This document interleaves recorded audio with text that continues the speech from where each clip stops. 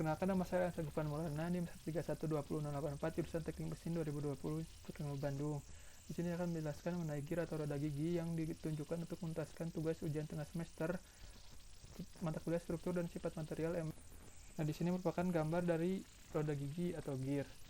Nah, roda gigi merupakan elemen mesin yang biasa digunakan untuk mentransmisikan gaya, torsi, dan atau kecepatan. Cara roda gigi mentransmisikan gaya, kecepatan, dan lainnya adalah dengan gerakan berotasi.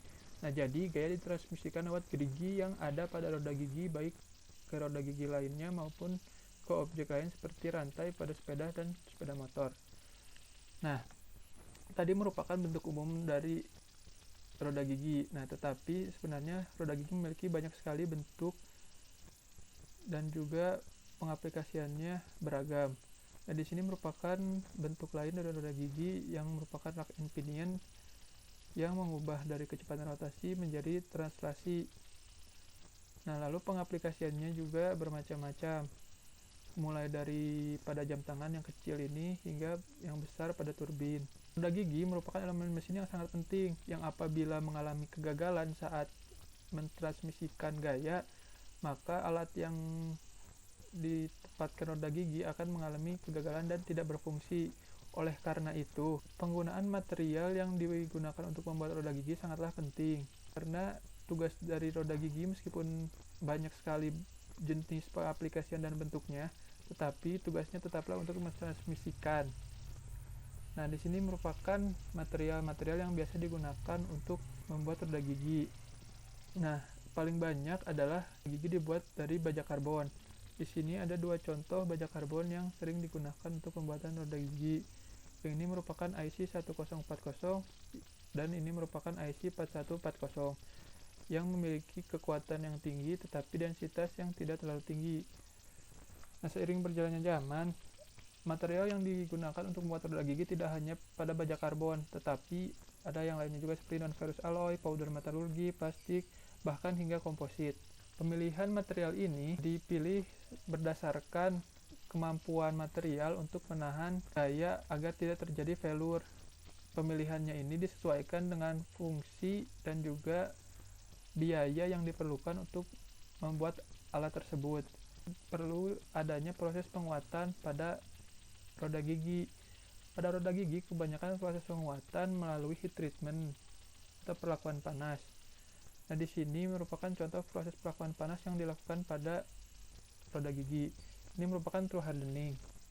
Nah, true hardening merupakan proses penguatan pada logam yang memanfaatkan quench yang cepat untuk meningkatkan kekerasan sepanjang penampang material. Proses ini memasangkan karbon sepanjang penampang baja. Proses ini dilakukan setelah roda gigi dimanufaktur. Nah, lalu ada proses carburizing.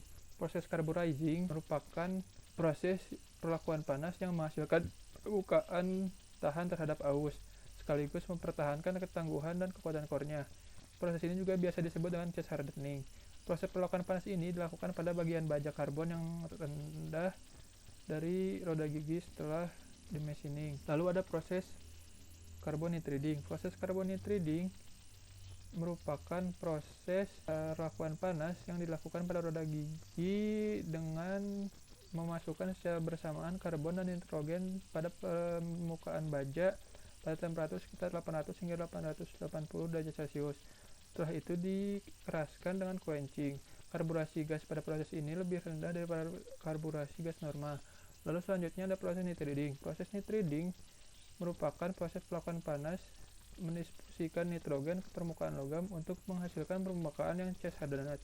Proses difusi terjadi pada temperatur rendah dan pengerasan terjadi tanpa proses quenching. Sifat dari core-nya tidak terpengaruh oleh proses nitriding. Lalu setelah itu ada proses induction dan flame hardening. Nah, proses induction memanfaatkan arus induksi listrik untuk dengan cepat menimbulkan panas secara histeris. Nah, biasanya dilakukan pada benda kerja yang terbuat dari baja karbon medium hingga baja karbon tinggi.